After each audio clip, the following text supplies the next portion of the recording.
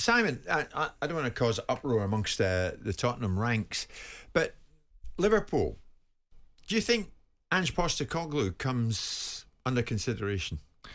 If I were involved with Liverpool, yeah, I think he would be under consideration, because I think he will provide a lot of the things that Jurgen Klopp has managed to be successful in, which is galvanising the fan base, the style of play. He's got the charisma, the personality, the relatability, the style of play. He's a winner. He's won. Okay, you can make it the Scottish League, but he's won. And Klopp won with Borussia Dortmund in Germany. So I think there's a lot of similarities. I mean, Spurs will have no truck with it, and neither should they.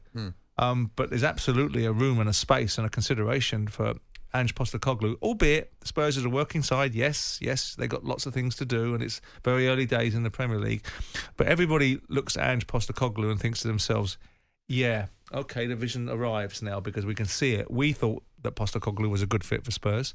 The style of play that he's playing, the culture that he exudes, he's got charisma. It's a slightly lower level charisma than Jurgen Klopp. The next guy in at Liverpool, and I know we've drifted off Tottenham, we've headed towards Liverpool, so why not? Proves we're alive. Does a new guy who comes in, whenever that is, whenever Liverpool announce Klopp's successor, does he need to carry on in the style of Jurgen Klopp and where he left off? Or does the new guy not want to come in and do his own thing? Is it broke? I mean, I don't think it's broken. So do you need to fix it? I mean, the problem is that I believe that... Yeah, but can you really replicate Klopp? Well, you've got the same group of players. And I think that one of the key components of this group of players, this is why Virgil van Dijk says the things he says, is because they are self-starters. And players are now islands in their own right, so they speak for themselves, irrespective of whether that's a wise thing to do or not, or whether the club preferred that you didn't. And I think you look at that Liverpool dressing room and you think to yourself, first of all, are they going to tail off this season? Not a chance. Not just because there's sentimentality attached to it, because these boys are self-starters. The Andy Robertsons of the world, the Virgil van Dijks, and we can list them all. Yeah. You know, the Mo Salahs are top-class footballers that also have very strong personalities. But what did you make of Van Dijk's comments? Nothing. Specifically. I think again, I make the point that footballers are like islands now. They are independent almost of the football clubs that they play for, because economically they're put in that position, and also society's changed. So players will now say whatever they think. Now, I don't think there's much wrong with what he said. He doesn't know whether a new manager coming is going to fancy him. Well, I can't imagine why he wouldn't. No. But he's not going to, whether he's going to continue with him. So, of course, he's right to kind of answer it in the best way that he possibly could, which is, I'm not sure what my future looks like. Well, funnily enough, Danny Murphy, who I'm going to see in Cardiff tomorrow, he was speaking about what Van Dijk had said yesterday, and he wasn't in complete agreement that Van Dijk was making the right noises. Virgil and Mo Salah at a certain age, I think they've both got 18 months left. I think that's right. There is a situation there where they could use it as a way out to try something new. They could. In some ways, I actually admire his honesty, because it's very honest, and it's a bit too honest. And the timing's not very good on it. I'd have kept Stump for a while. He's right on that. But he hasn't said anything. He's got 18 months left on his contract. It's Liverpool's gift to not let it get to 18 months. They've let it get to 18 months out.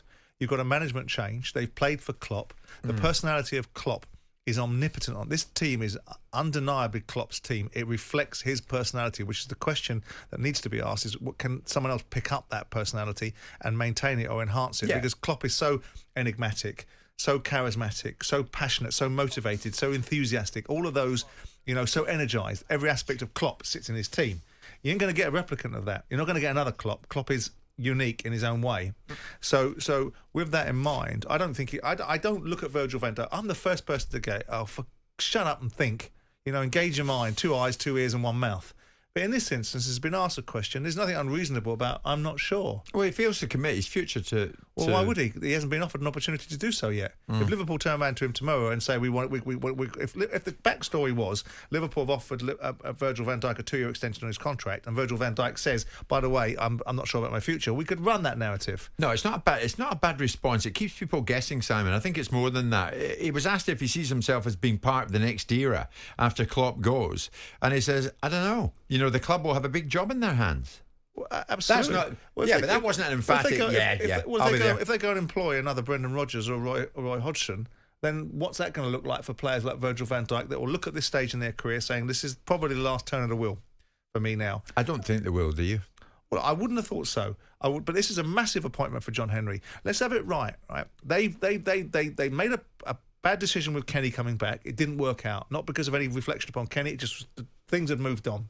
They brought in what's his face, Brendan Rodgers, who snatched defeat from the jaws of victory and then took them backwards, right?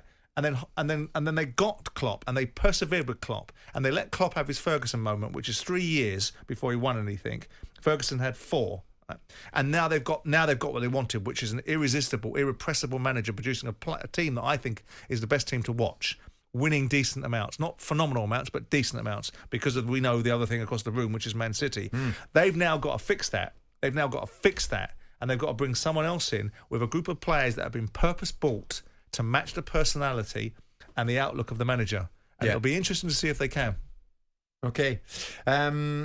I still found Van Dijk's comments interesting, I must say. But obviously, there's a lot of water to flow under the Liverpool bridge before there is any movement in or out.